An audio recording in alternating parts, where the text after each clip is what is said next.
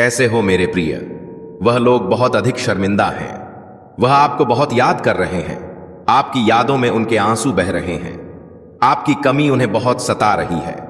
वह बहुत शर्मिंदा हैं और आपकी अनुपस्थिति उन्हें गहरे तक महसूस हो रही है। वह आपके पास वापस आना चाहते हैं। डिवाइन की ओर से आपके लिए कुछ विशेष संदेश हैं और डिवाइन चाहते हैं कि यह संदेश जल्द से जल्द आप तक पहुंचे। डिवाइन आपको कुछ खास बताना चाहते हैं, कुछ ऐसी बातें जो आपके लिए जानना बहुत जरूरी है। इसीलिए इस संदेश को बिल्कुल भी अनदेखा ना करें, क्योंकि यह आपके लिए बहुत महत्वपूर्ण है। आपके लिए एक बहुत मजबूत संदेश आया है। ऐसा लगता है कि आपके जीवन में कोई ऐसा व्यक्ति था जिसने आपको बीच रास्ते में अकेला छोड़ दिया था। वह आपसे बहुत लड़कर चला गया था। उसने आपकी बिल्कुल भी कदर नहीं की। उसने आपकी भावनाओं को बिल्कुल भी नहीं समझा। उसने हमेशा यह समझाने की कोशिश की कि आप उसकी जिंदगी में एक बोझ हैं। छोटी छोटी बातों पर वह खुद ही लड़ाई शुरू कर देता था, मुद्दे बनाता था और फिर उन मुद्दों का एक कारण बनाकर कहता था कि हम दोनों साथ नहीं रह सकते। उसका कहना था, हमें एक दूसरे को छोड़ देना चाहिए। तुम अपने रास्ते जाओ, मैं अपने रास्ते जाऊं। यह सारी बातें वह बहाने बनाकर कहता था। उसके पास हमेशा एक बड़ा बहाना होता था। कहीं ना कहीं वह आपको यह समझाता था कि आप उसके लिए बोझ हैं। यह बात वह विशेष रूप से झगड़ों के दौरान कहता था। हर बार लड़ाई झगड़े में वह यही दोहराता था, अगर तुम्हें इतनी समस्या है तो मुझे छोड़कर चली जाओ। ऐसी बातें उसने बार बार कही हैं। वह खुद ही लड़ाई झगड़े शुरू करता था, खुद ही मुद्दे बनाता था और फिर आपसे दूरी बनाने की बात करता था। यह सारी प्रवृत्तियां उसमें थीं।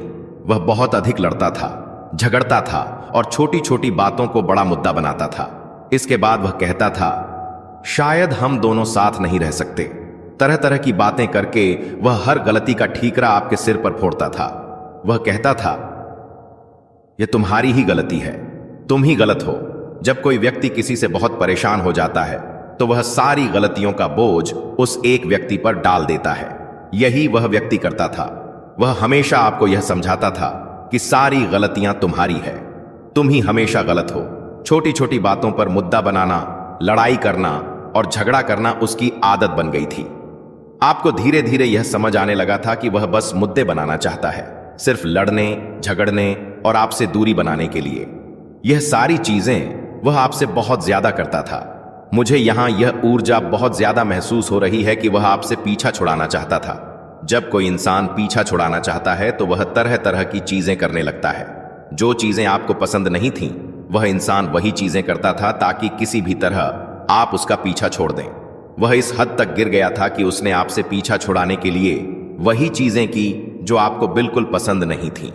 वह दूसरों से बात करता, दूसरों को एंटरटेन करता, आपको बिल्कुल समय नहीं देता और आपकी बातों को बिल्कुल याद नहीं रखता। उसने आपको एक समय पर यह एहसास करा दिया कि आप एक ऐसे रिश्ते को ढो रहे हैं जिसका ना कोई नाम है ना कोई अस्तित्व। यह बात आपके लिए सटीक हो सकती है, चाहे आप शादीशुदा हो या नहीं। अगर आप यहां तक पहुंचे हैं तो शायद आपके पति ने आपके साथ ऐसा किया हो। आपने यह सारी चीजें झेली हैं। जो चीजें आपको पसंद नहीं थीं, उसने वही चीजें की।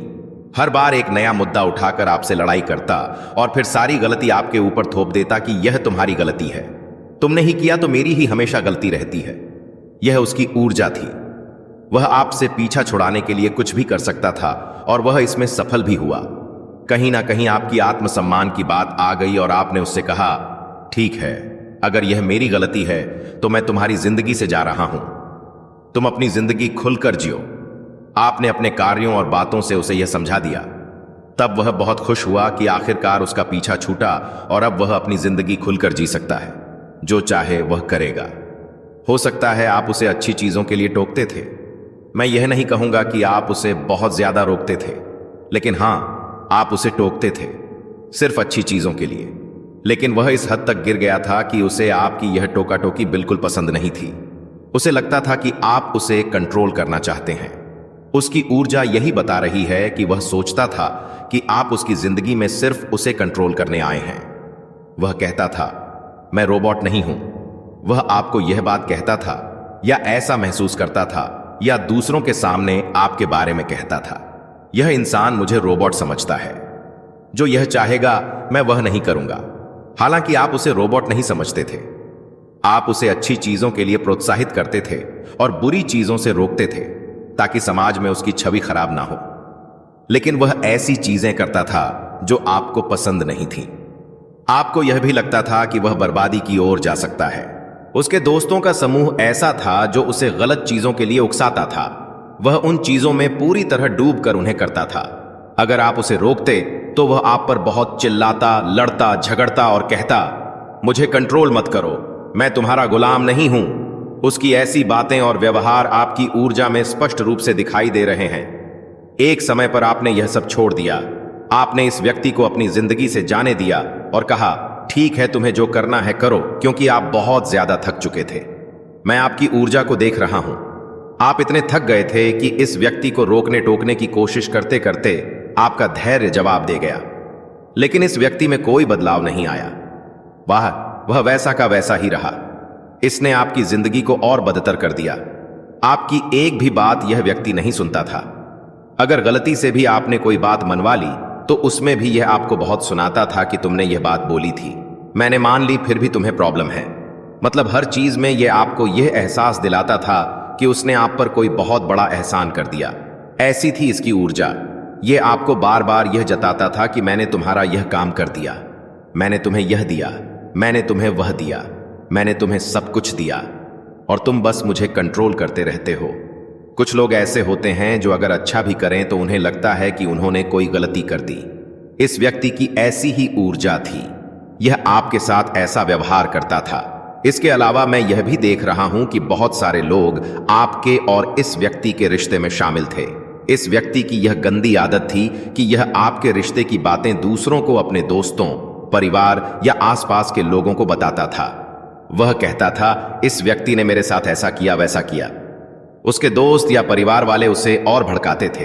वे कहते थे, हां, यह तो बहुत गलत है, यह तुम्हें कंट्रोल कर रहा है, रोक रहा है। यह लोग उसे और उकसाते थे। आपको यह सब पसंद नहीं था, लेकिन यह करता था।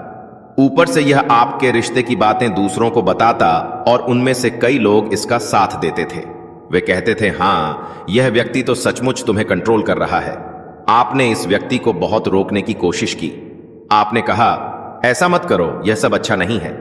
लेकिन यह आपकी एक भी बात नहीं सुनता था। हर छोटी छोटी बात पर यह कहता, तुम्हें इतनी प्रॉब्लम है तो मुझे छोड़कर चले जाओ, मेरे साथ क्यों रहते हो। यह आपको ऐसी बातें बोलता था। एक समय ऐसा आया जब आपने बहुत सहन किया, बहुत बर्दाश्त किया।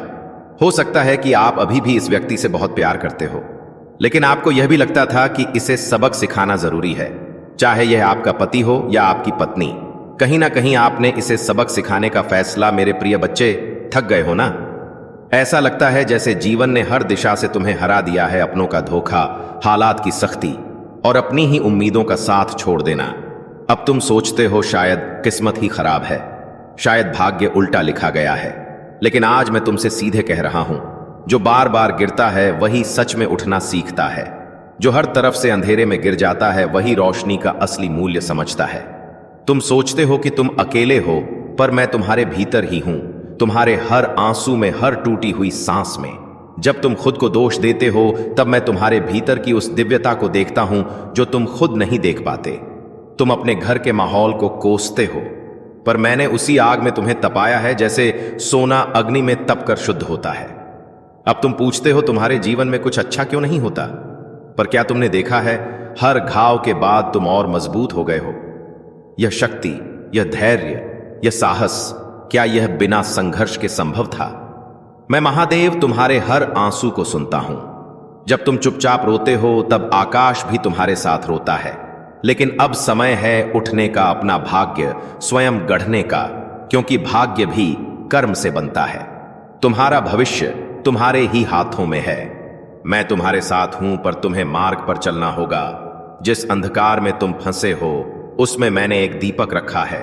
वह दीपक है तुम्हारा विश्वास। उसे जलाए रखो। जो तुम्हें कमजोर कहे उन्हें अनदेखा करो। मेरी शक्ति तुम्हारे भीतर प्रवाहित हो रही है। शिव शक्ति, जिन्हें संसार ने ठुकरा दिया उन्हें मैंने अपनाया। जिन्हें सब ने छोड़ दिया उनके साथ मैं खड़ा रहा। तुम नहीं जानते, तुम्हारी कहानी अभी पूरी नहीं हुई है। मैं उसे पूरा करूंगा। पर तुम हार मत मानना। हर बार जब तुम्हें लगा कि सपने टूट गए, मैंने उनमें नई सांस भरी। हर दरवाजा जो तुम्हारे लिए बंद हुआ, उसके पीछे मैंने एक नया रास्ता छोड़ा।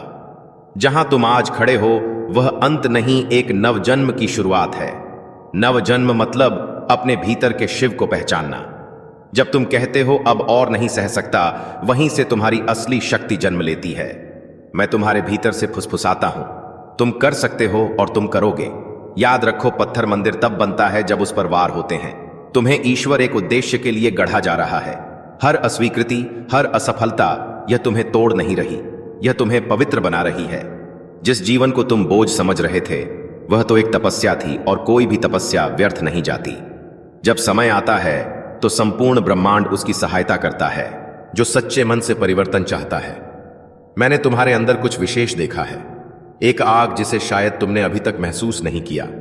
जो भी टूटा है वह इसलिए टूटा कि तुम्हें सिखा सके, न कि तुम्हें मिटा सके। अब तुम देखोगे, तुम्हारे आंसू तुम्हारा संकल्प बन जाएंगे, तुम्हारी हार विजय की नींव बन जाएगी। जिसे तुम अंत समझ रहे थे, वह तो एक दिव्य यात्रा की शुरुआत है। मैंने तुम्हें अंधेरे में इसलिए डुबोया ताकि तुम अपनी दिव्यता को पहचान सको। हर बार जब तुम टूटे, तुम मेरे और करीब आए। हर बार जब तुम गिरे, तुम्हारी प्रार्थना शुद्ध हुई। तुम्हारी असफलताओं ने तुम्हें विनम्र बनाया, और विनम्रता ही आध्यात्मिक ऊंचाई की पहली सीढ़ी है। अब जो तुम बन रहे हो वह पहले से कहीं अधिक शक्तिशाली, शांत और दिव्य है। तुम शिव का अंश हो। तुम्हारे भीतर की रोशनी को काल भी नहीं मिटा सकता। तुम्हारा दर्द, तुम्हारा भ्रम अब मेरे स्पर्श से दृढ़ संकल्प में बदल रहे हैं। जब तुम अपने भीतर झांकोगे, तब तुम्हें वह अलौकिक शक्ति मिलेगी जिसे तुम बाहर ढूंढ रहे थे। अब तुम्हारा समय आ गया है, सिर्फ उठने का नहीं बल्कि उड़ने का। अब तुम मुक्त हो जाओगे अपने बीते हुए डर से, संदेह से, असफलताओं की छाया से, और तुम अपने सच्चे शिव स्वरूप से एक हो जाओगे। मैं तुम्हें आशीर्वाद देता हूं कि हर पीड़ा से तुम अपनी दिव्यता निकाल सको। अब तुम अपनी पहचान समझोगे। तुम वही हो जिसे समय नहीं हरा सका, जिसे परिस्थितियां नहीं तोड़ सकी।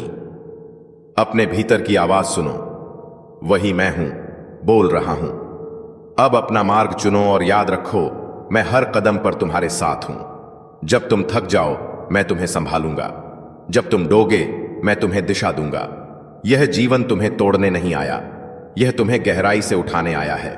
तुम्हारा समय आ चुका है। जागो, तुम शिव के बच्चे हो। तुम्हारे भीतर अग्नि है, तुम्हारे भीतर प्रकाश है। तुम्हारे पास वह शक्ति है जो असंभव को भी संभव बना दे। अब बीते हुए अंधकार से डरना बंद करो और उज्जवल भविष्य की ओर देखो। मैं महादेव तुम्हें आशीर्वाद देता हूं। तुम्हारी आत्मा फिर उठेगी, वो फिर गूंजेगी, वो फिर जिएगी। तुम वही हो जो गिर कर उठेगा, जो रोकर मुस्कुराएगा, जो टूट कर फिर से संपूर्ण बनेगा। खुद पर विश्वास रखो, क्योंकि मैं तुम्हारे भीतर हूं और मैं कभी हारता नहीं। अब तुम दुनिया से नहीं, अपने ही सीमाओं से लड़ रहे हो, और यही सच्ची लड़ाई है। और इस युद्ध में तुम विजय रहोगे। तुम्हारे जीवन की यह नई सुबह हर अंधकार को मिटा देगी। तुम स्वयं प्रकाश बन जाओगे।